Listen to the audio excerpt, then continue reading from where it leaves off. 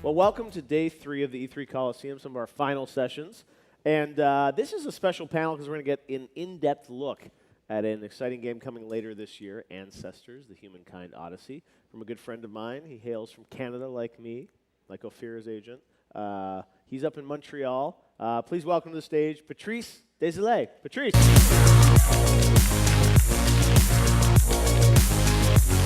Always on brand.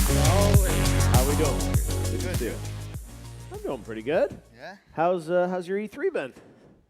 Occupied. Yeah, I'm occupied, happy. busy? Yeah, busy. Like I know. one interview after the other, live shows, and it's been great. Good reception from the game, from what people are, seeing. I know. So Well, we're I'm so really excited. happy. I mean, you should be happy. It's been 10 years. Has it been 10 years since you shipped a game? Yeah, 2009 Assassin's Creed 2. See, that to me is just, it's fascinating. I think, people that follow your career know kind of the ebbs and flows of things and, other projects that you were working on. I've been designing games, though. Yes, exactly. It's just That's that I right. didn't You haven't been on ship them. vacation for a decade. Yeah, it's But, not I the mean, same thing. really, 10 years, is there trepidation now that it's like, 10 years later? It's been that long? So like, does it feel different to you to be like finaling a game? Yeah, yes, I'm older. Yeah. I got my own clan also. I got my family now. Yeah. I got my studio. Got my team. So it's a total different mindset. Yeah. And I'm really actually proud of what we've been doing at Panache for the last 4 years.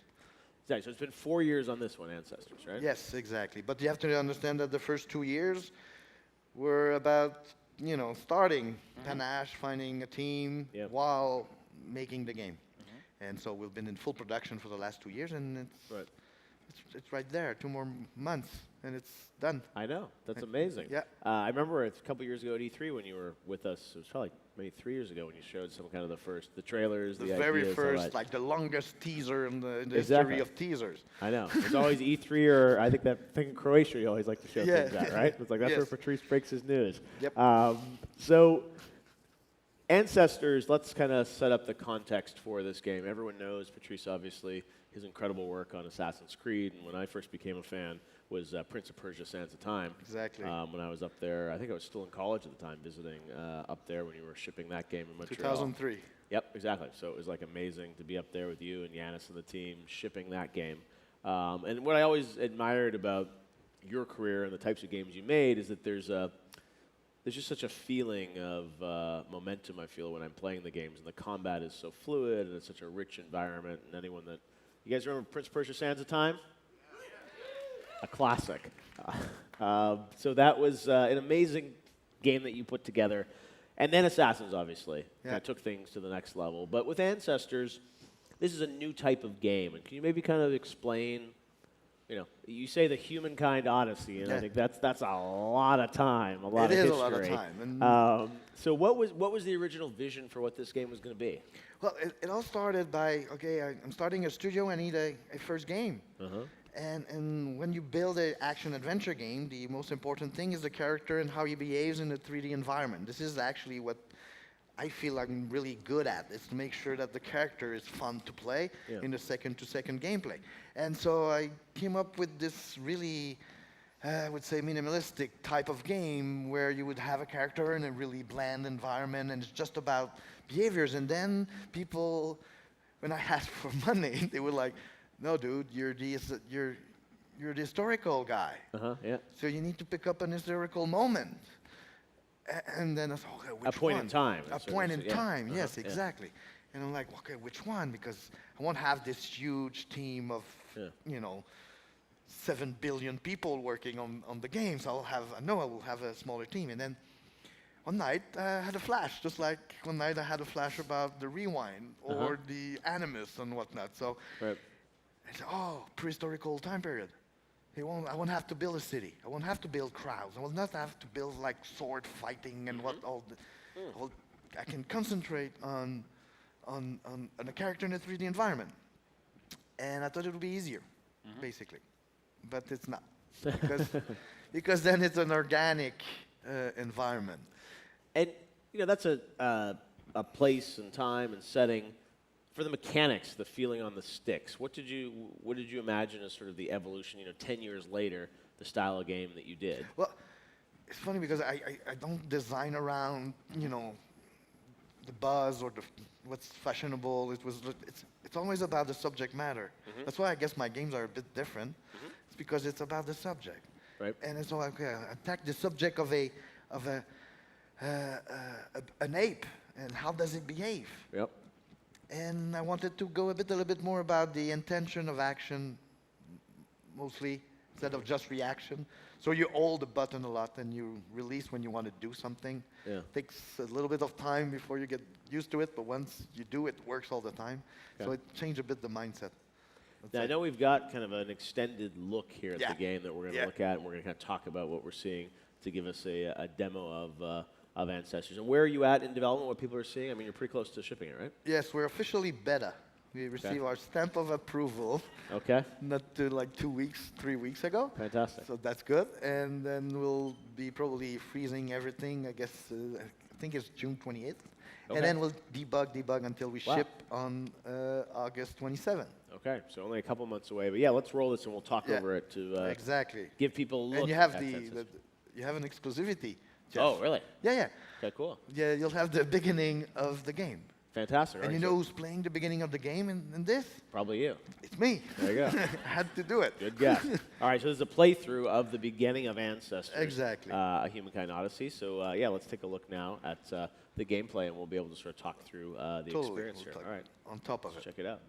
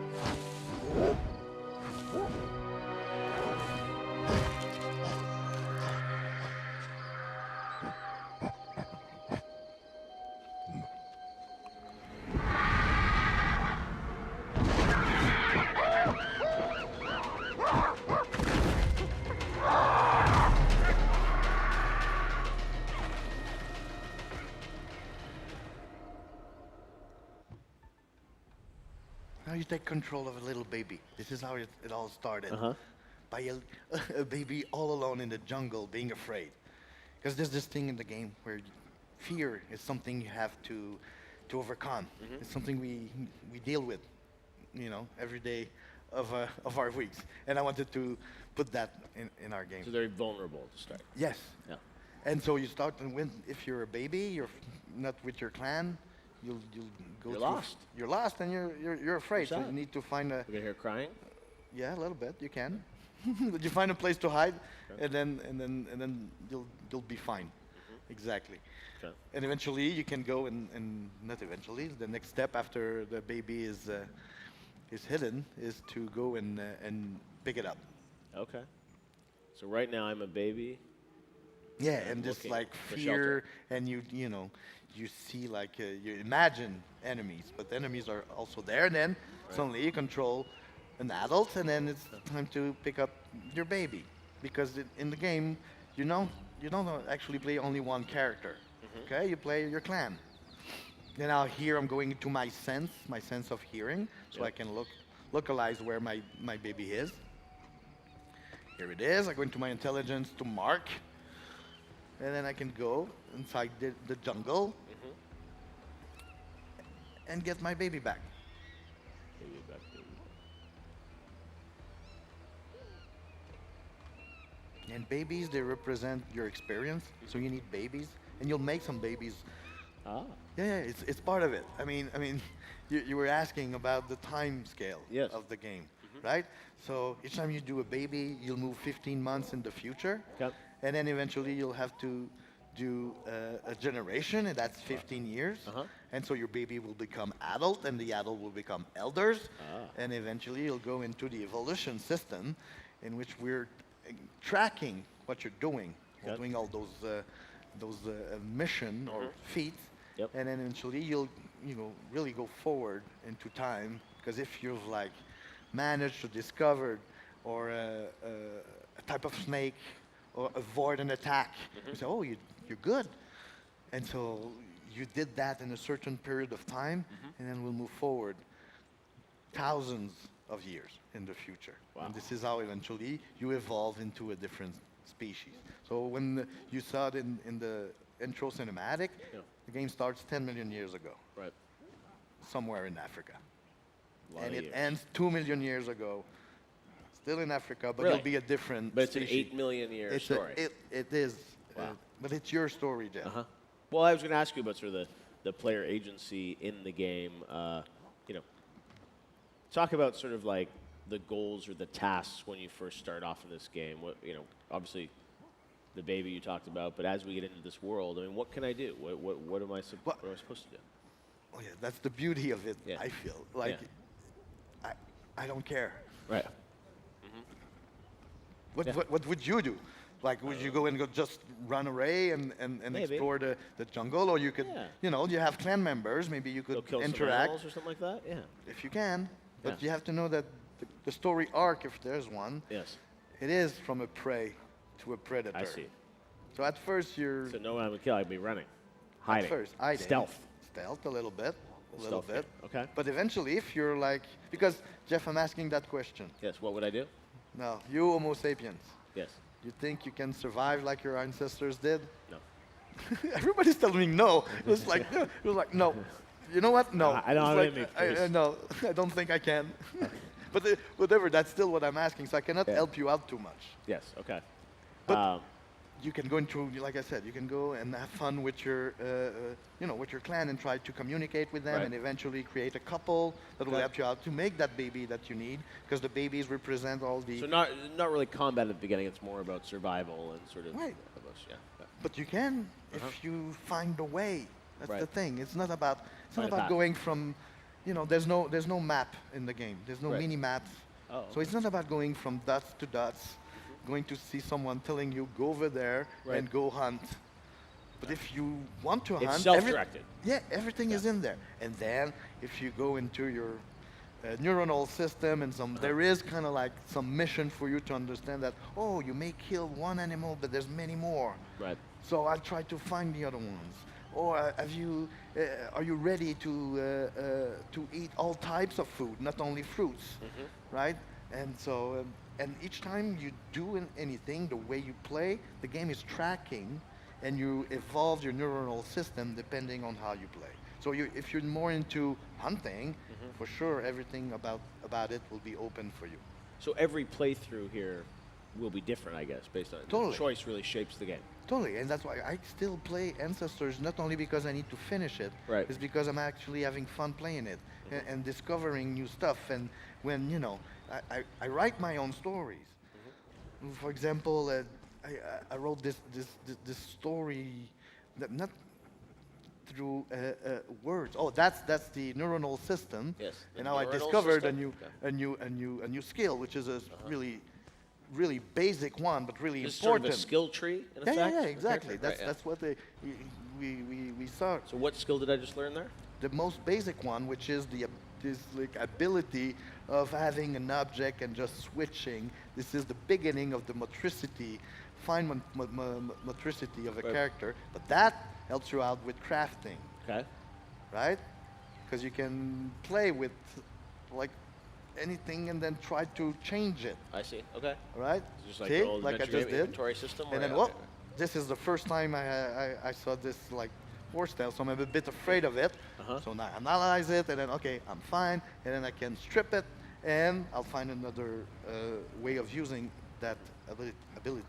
And those abilities will then allow you to accomplish tasks or take on And foes, go stuff like- hunt when Yeah. you're ready, Yes. Okay. right? So I don't know if I remember correctly, if I have it here, and that's a way here that will show about how the game world will push you a little bit forward. Yes. You'll see at the end of the cinematic, there's Right. something happening, and then it's all about Big your battle. curiosity and try to. No, Jeff, it's not about big. No, but it's true. Yeah. It's not about the big battles and being the badass. different style of It game. is a different style. It Yeah. is about your own will of moving forward. Yes. It is about your clan. So some people may just enjoy just being with their clan and having Exactly. that experience Yes. and playing, and it's not. You said it's Oh. not about the mission. Oh, what happened? Yeah, it's like some meteorite that just. Meteorite. Oh wow. Yeah. What is it? It's big battle. You joke for me about big battle. It's a meteorite. That's big. No, in general, meteorites are that big when they act. Like if they're too big, we're done, man. So Yeah. you want the small ones. Small one. The small one. Small one hit the ground. But- It's still going to make a big impact on the world. Yes, but then, oh yeah, then go and find the meteorite, and I'll give you some rewards. Okay. Yeah, yeah. So go I'm find not the telling you meteorite. what, right away. Oh, so it dropped right there. That's a meteorite Yeah, that dropped? And then Okay. so that is like, would you go and Of course you got to go and explore. yeah. But then it'll be a bit tougher because Africa wants you dead. I see. So to get over there. Because you're not ready. You're not there, ready there there. could be some other animals. So then, yeah, it's breastfeed. Yeah, for yeah, death. there will be. And see, this is like you're going through your intelligence, Uh-huh. and the lozenge like that is like point of interest that Right. you know go and see. So how do you hope people play this game when they pick it up at the end of August? Everyone's going to have their own experience. Yeah. But how do you hope people? How do you want them to feel when they play it? At first, they will be afraid. It's funny because they will be just like the main character Okay. most of the time, and eventually they will transform and they will say, "Oh no, I got So got frustrated, afraid, but then kind of. But then I got discover this. the object. And then you will become, like I say, from a prey to a predator, even as a player. And Right. we're still big apes. So there is this inception moment because there's Yeah. a system about the fear, about the dopamine level. And each time you go through fear, you need dopamine. But when you Yes. get at the end of it, there's a boost for your character. And there will be a boost in your own brain at the same time because you say, okay, I made it. Wow. And so it's like the character's living the same thing, or you are living the same thing as the main character. But this is where, and I have a smile because you're asking me what do I expect people, how, you know, what do I want from player to play, how do I want them to play? Yeah. I don't care. Well, But they- I you know. do care enough because you give people the choice and the option. How they want Exactly. to experience it. And there is ways of like there's hints here and there, Uh-huh. but it is about discovering that game world. It's 52 kilometers square.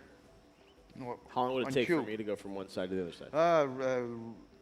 Running really, it's around 45 minutes, Okay. but it's like And there's no map, so how do I figure out where to go? It doesn't matter, right? Because Doesn't you go matter. wherever you want to go. yeah, there's no doors. Exactly. It's not a gated game. It is not a game. It's a different experience. simulation. Because Yeah. what I wanted is I didn't want people to play the video game about the subject matter. Right. I want the people to be in Africa 10 million years To be ago. in that simulation, to And have to the world be, react. yeah, in a way. Uh-huh. yeah, exactly. And then there is a little bit of gamey stuff Right. around it, but I want them to be that character and have an experience and be elsewhere for real for a period of time and write their own Yep. stories for real. Like the other day, I decided that I would be the elder, just getting away alone to die. And I explored for 2 hours and a half, like a portion of the map that I don't go often, and I had a blast because it's kind of like a living and breathing world.